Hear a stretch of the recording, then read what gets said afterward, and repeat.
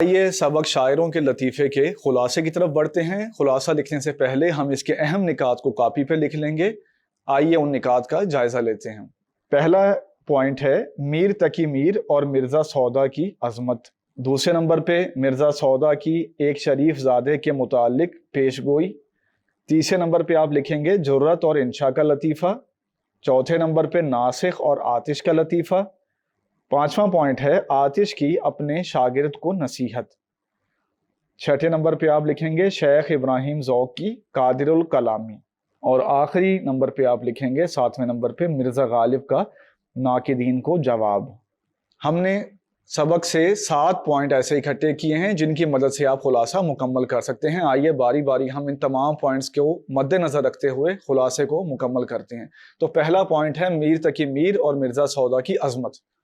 इसमें आप ये लिखेंगे कि लखनऊ में दो शख्स मीर तकी मीर और मिर्ज़ा सौदा के मकाम और मर्तबे के बारे में बहस कर रहे थे। ये दोनों अशखास ख्वाजा बासित के मुरीद थे।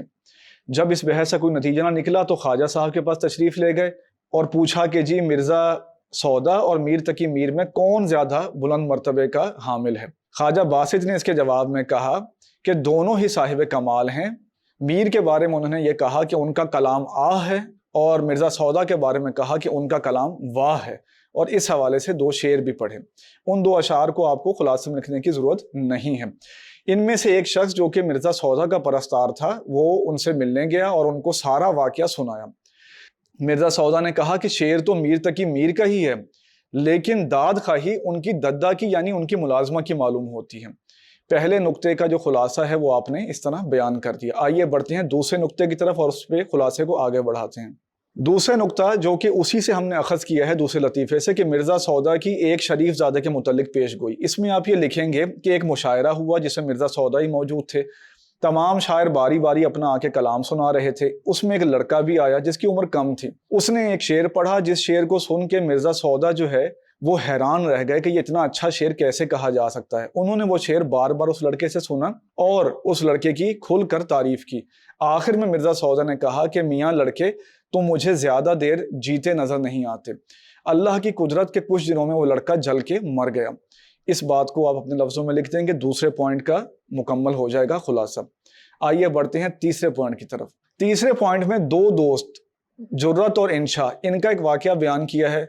जुर्रत जो हैं वो नाबीना थे। इंशा उनसे मिलने आए और उनसे पूछा कि क्या हो रहा है। जुर्रत ने कहा कि मैंने एक मिसरा कहा है और सोच रहा हूँ कि उसके साथ मिसरा लगाऊं। इंशा ने इसरार किया कि आप मुझे बताएं कि वो मिसरा कौन सा है। जुर्रत ने उन्हें मिसरा सुनाने से गुरेज किया क्योंकि उनको पता था कि इंशा जो हैं वो बड़े शरारती हैं और मिसरे के साथ कोई ऐसा मिसरा लगा देंगे जिसकी वजह से शर्मिंदगी होगी जुर्रत को। लेकिन जब इंशा ने इसरार किया तो जुर्रत ने मिसरा सुना दिया कि उस जुल्फ पे फबती शबे देजूर की सूझी। ये सुनने की देर थी कि इंशा ने मिसरा लगाया कि अंधे को अंधेरे में बहुत दूर की सूझी। जब जुर्रत ने यह मिसरा इंशा का सुना तो उनको हंसी भी आई और थोड़ा सा गुस्सा भी आया और वो लाठी लेके उनको मारने के लिए दौड़े। आइए अब बढ़ते हैं इससे अगले पॉइंट की तरफ। इससे अगले पॉइंट में नासिख और आतिश का एक लतीफ़ा बयान किया गया है। ये दोनों एक दूसरे के अपोनेंट समझे जाते थे। एक मुशायरा हो रहा था जिसमें नासिख देर से पहुंचे। जब पहुंचे तो आतिश से मिले और आतिश ने कहा कि भाई आप देर से आए हैं, सबको ये इंतज़ार था कि आपको सुन सकें। इस मौके पर नासिख ने कहा जो ख़ास हैं वो शरीके गिरोहे आम नहीं, शुमारे दाना तस्बीह में इमाम नहीं। ये बात जब सामीन ने सुनी तो वो अशश कर उठे। आइए बढ़ते हैं इससे अगले पॉइंट की तरफ। 5वां पॉइंट आतिश की अपने शागिर्द को नसीहत। ये आपने टाइटल नहीं बनाना, सिर्फ हम आपको नुक्ता बता रहे हैं। उसके मुताबिक आपने खुलासे को उसी तरतीब से लिखना है। खुलासे को पैराग्राफों में नहीं लिखना, एक ही तरतीब में आपने लिखना है। आतिश के एक शागिर्द थे जो रोज़गार की वजह से तंग रहा करते थे। उनके हालात अच्छे नहीं थे और वो अपने उस्ताद से कहा करते थे कि मैं किसी और शहर में जाना चाहता हूँ। आतिश जो कि कलंदराना मिजाज रखते थे वो कहते थे भाई कहीं और जाके क्या करोगे, यहीं पर रहो। जो हम मिल बैठते हैं या 4 लोग जो हैं इकट्ठे हो जाते हैं तो यही जो है ज़िंदगी है, इसको गनीमत जानो। लेकिन एक दिन उनके शागिर्द उनके पास आए और कहा कि मुझे रुख्सत दें। आतिश ने पूछा भाई क्या बात है। उन्होंने कहा कि मैं बनारस जा रहा हूँ और वहाँ जाके मैं रोज़गार तलाश करूँगा। तो आतिश ने इस मौके पे कहा कि वहाँ के खुदा को मेरा सलाम कह देना। इस पर उनके शागिर्द बड़े हैरान हुए और कहा कि क्या यहाँ का खुदा और वहाँ का खुदा मुख्तलिफ है। تو آتش نے کہا کہ جب یہاں اور وہاں ایک ہی خدا ہے تو پھر ہمیں کیوں چھوڑ کے جاتے ہو؟ اس بات کو ان کے شاگرد سمجھ گئے اور ہجرت کا ارادہ موقوف کر دیا۔ آئیے بڑھتے ہیں اس سے اگلے پوائنٹ کی طرف۔ اس سے اگلا پوائنٹ ہے شیخ ابراہیم ذوق کی قادر الکلامی۔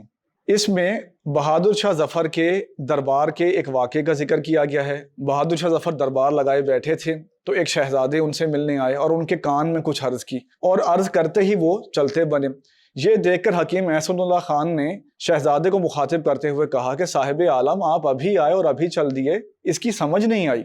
تو اس پہ شہزادے نے فرمایا کہ اپنی خوشی سے آئے نہ اپنی خوشی چلے۔ تو بہادر شاہ ظفر نے ذوق کی طرف دیکھتے ہوئے کہا، ذوق جو کہ بہادر شاہ ظفر کے استاد تھے، ان کی طرف دیکھتے ہوئے کہا کہ استاد جی دیکھیں کیسا صاف ستھرا مصرع ہوا ہے۔ تو شیخ ابراہیم ذوق جو اس زمانے کے قادر الکلام شاعر تھے، بادشاہ کے استاد تھے، کہنہ مشق تھے، انہوں نے فوراً شعر مکمل کیا کہ لائی حیات آئے قضا لے چلی چلے، لائی حیات آئے قضا لے چلی چلے، اپنی خوشی سے آئے نہ اپنی خوشی چلے۔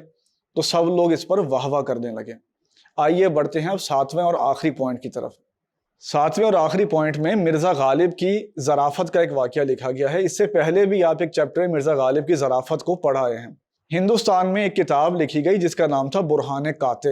یہ فارسی لغت کی ایک کتاب تھی، تو غالب نے اس کا جواب لکھا قاطع برہان کے نام سے۔ تو جب غالب نے اس کا جواب لکھا تو پھر بہت سارے لوگوں نے غالب پر بھی اعتراض کرنا شروع کر دیے، اور کچھ لوگوں نے تو کتابیں بھی لکھنی غالب کے بارے میں۔ ان کتابوں میں جو زبان استعمال کی گئی تھی وہ اتنی شائستہ نہیں تھی، نامعقول زبان تھی، نامناسب زبان تھی۔ تو غالب کے خیر خواہ تھے، ان کے پرستار تھے، وہ ان کے پاس آئے اور کہا کہ فلاں شخص نے آپ کی کتاب یعنی قاطع برہان کا جواب لکھا ہے، تو آپ نے اس کو کوئی جواب کیوں نہیں دیا؟ غالب نے کہا کہ اگر کوئی گدھا تمہیں لات مارے تو تم کیا کرو گے؟ اس سے غالب کی مراد یہ تھی کہ ایسے نامعقول شخص کی بات کا جواب نہ دینا ہی سمجھداری کی علامت ہے۔ ہم نے اس سبق کے 7 نکات کی مدد سے اس کا خلاصہ مکمل کیا۔ آئیے اب ہم بڑھتے ہیں اس کے مشکل الفاظ کے معانی کی طرف۔